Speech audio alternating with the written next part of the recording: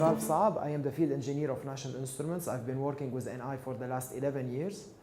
And I would like to share with you some information related to Industry 4.0 and Industrial Internet of Things. So, gentlemen,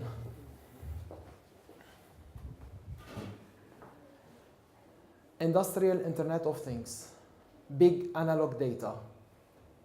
As we have noticed recently, that most of us is saving data, lots of data. Some of them, they are structured, some others unstructured.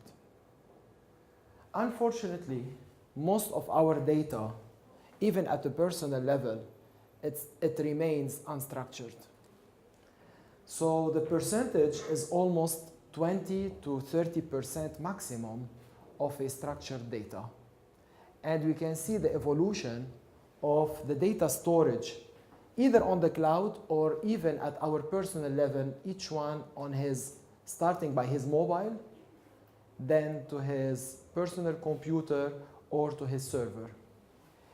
Even us at National Instruments, we have noticed, due to our certain engine that we offer to our customer, that in the last decades, we've been able to acquire more than 22 exabytes of data, which is 10 to the power 18. So if you're gonna relate this back, each one of you at his own level or at the global level for the planet at all, this is equivalent to 1 million years of live video streaming. Do we need all this data or not? This is a question. When is gonna be useful to have all this data stored for us?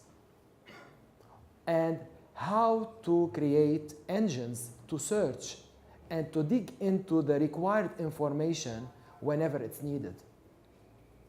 So for each one of you, whenever he has a big data storage, I bet you that you will spend maybe 1 hour, sometimes you never find out what is required at any given point of time from a particular data that you needed in a certain point of time.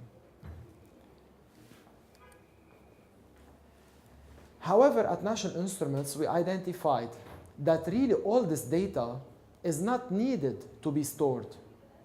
So the 22 exabytes, effectively, it wasn't needed at all. So what we have identified as a block is the physical world through sensors, identification and measurements units. Then the data connectivity, and another block which is the computation. So the data, the analysis, and the network.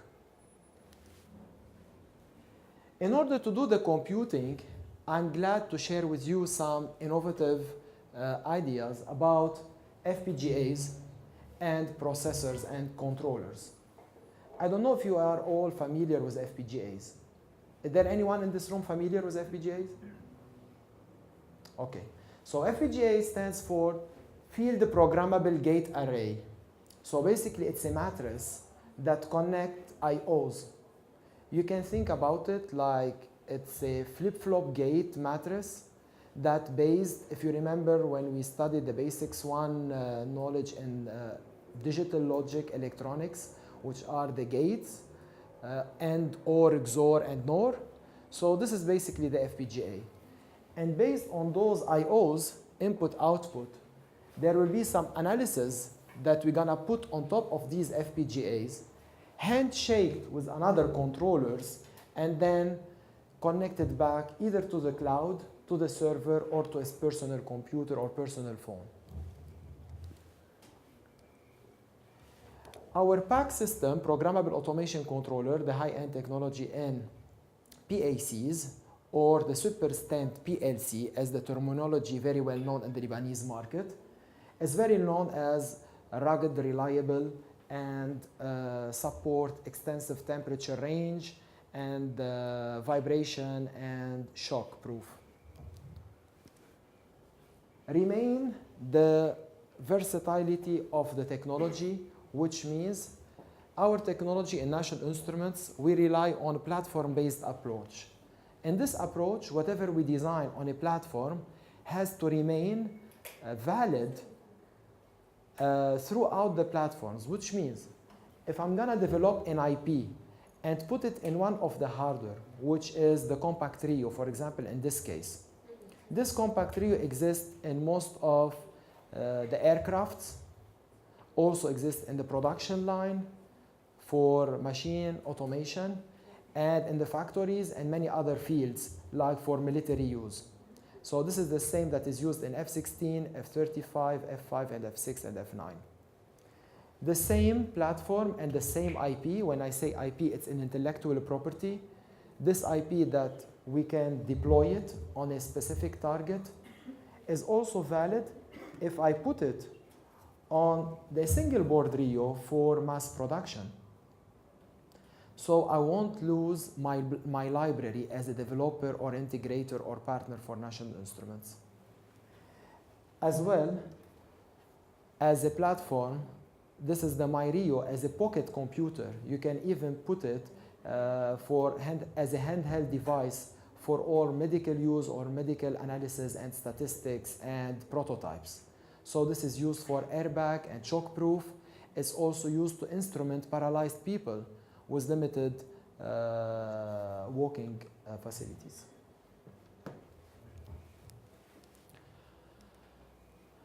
So as a result, we want to interact with the sensors, compute them, analyze them, and then present them into the network and connect them into the big world.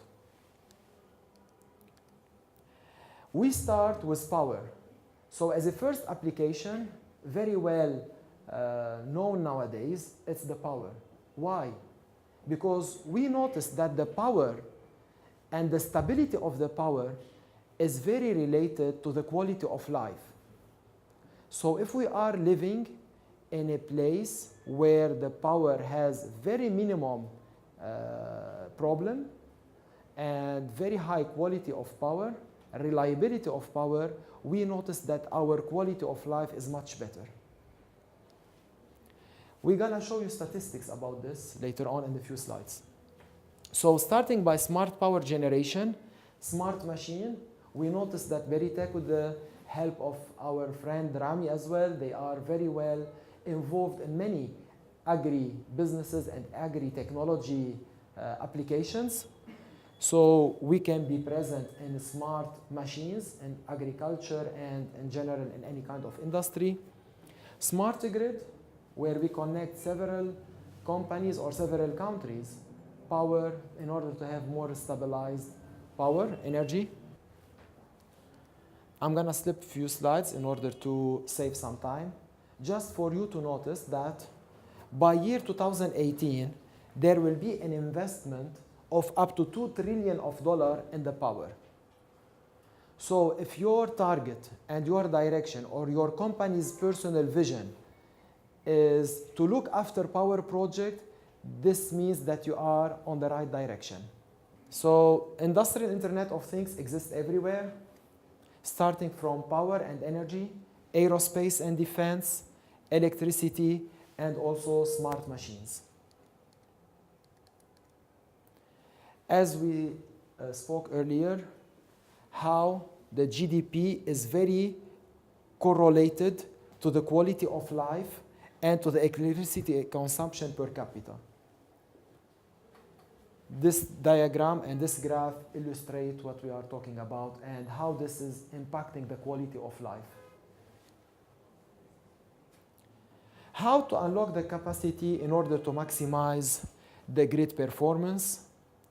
As you noticed, one of our key accounts in the United States, a company called Invadi. So this company is basically having a product that manage and do the compatibility of the grid, and you as a user, as well as a consumer, as well as a producer of electricity, it gives you an indication whether it's a peak time or non-peak time in order to sell you the power at a different rates throughout the day. So if, for example, at noon, there is a shortage in power and you would like to save on, there is some algorithm to shift consumer or shift consumption to make something in the afternoon or at the evening time in order to save power. Why? Because we noticed that less than 50% of our power generation is very redundant. And when we do the dimension of a country consumption of electricity, we take into account those 5% spurs and the spikes of peak consumption of electricity throughout the day. However, more than 50% reside here are all redundant power, which means if I need in Lebanon 1 gigawatt and I am producing 1 gigawatt, however, this is just due on a peak time, my average consumption is half of gigabyte or half of gigawatt. This means that I am over-respecting my need. And this more extra power that I'm generating become redundant in the leftover time. We evaluate that in the Texas state in the United States, the redundant power can give power into 250,000 homes.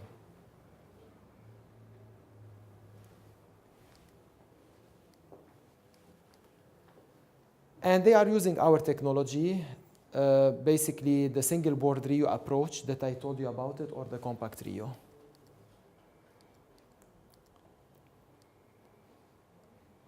Also for the quality of life. In the past, all our grandfathers and fathers, they studied under the tree. There was no school. And in order to get the water to drink at school, it was a very big deal. Nowadays, we estimate that for acquiring into all the schools of India water for usage and for the toilets and for drinking water, this will consume too much power. This is equivalent to 250,000 house or 250,000 home. How to save power in order to give power to other countries? Because we estimate that we have over 50 billion of hectare in the United States that needs maintenance, like for golf court and whatever. The name of the company is Firefly. Also, they are using our technology because they wanted to reduce the fuel consumption by half. They got into a smarter device by 20% increasing of their efficiency, and their productivity doubled. If you remember this slide, does anyone of you knows where is it? Or what does that talk about? So this is in Rome, the papal election in 2005, be Roma. And just after 8 years, in 2013, we can see something different, yes? So we have noticed in just 8-year difference, in those 8 years, in just 2 kilometers square, 2 square kilometers, we have noticed the addition of almost 2 million smart devices. Those are the 2 million smartphones that they are broadcasting, live streaming videos in just one location. Imagine a football match where you will have maybe 200,000 or 300,000 guests, all of them live streaming data. How can we and our infrastructure accommodate all these market needs and telecommunication infrastructure? So this is again another idea for you. Power, energy, smart grid, smart machine, industrial Internet of Things, and telecommunication, because they all goes together. And in order to have stability, we need to have enough power and enough energy. We are estimating by 2020 to have over 7 billion of devices, smartphone or smart devices. Nowadays, we can see that we have a smart fridge, smart washing machine, smart blinds, and everything is smart devices at home. Starting from your phone to your computer, everything is connected to the internet. If you are Jordanian, anybody Jordanian in this room? You would feel this much more better. So this is very famous traditional food in Jordan called mansaf. So the mansaf 1.0, which used to be the 3G network, this is how it looked like. However, you're gonna think about the 4G network or 4th generation network of telecommunication. It looks like this. To have an idea how the 5G network is gonna look like, you have to have an idea. Think about this photo. Also, you have noticed that all of these smart devices, although they are making your life easier, however, the cost of repairing and maintenance is increasing. Why? Because we have noticed that the technology is going into a more and more complex. When I was young, like just graduate from my university, I had my first car. All I needed to do is to refill it with fuel, change the brake, and maybe sometime change the gearbox. And that's it. Nowadays, if you wanna go to check your car, you're gonna put it on the scanner. You have bunch of sensors, you have bunch of networks like CAN bus, you have Kylin, and many other buses that check all your smart devices. I have touch screen in my car and on my computer that I can synchronize my phone and get all my contacts in my car. Now everybody is talking about autonomous vehicle, and man-air vehicle, and many others. Auto park. All these cars will be connected very soon into the network. So imagine the amount of data storage and what kind of analysis we're gonna do in order to save on storing this data and reverse the equation.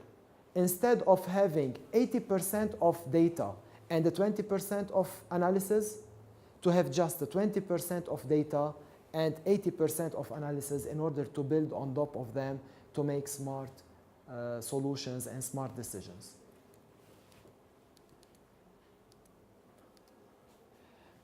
Also, you can correlate this to your iPhone or to your smartphone like Samsung or whatever, or Sony. Nowadays, we have millions of applications. And all those applications, they use a platform. So the phone used to be just to dial a phone number, like the old Nokia. You used to save just 5 contacts or 20 contacts by maximum. You barely send a text message. Nowadays, we have noticed that in just Apple Store, we have 1 million applications. And on daily basis, we have young engineers that they are putting on the network over 1,000 applications per day. So this is the platform-based design approach that is true in National Instruments, in Apple, in Intel, and most of the up-to-date high-end technologies and evolving platform-based design approach companies. And I will leave it up to you to decide whether you would like to align yourself with this vision to be very up-to-date with the technology and where the technology is converging, or to remain on the classical way. Okay, thank you guys for your time.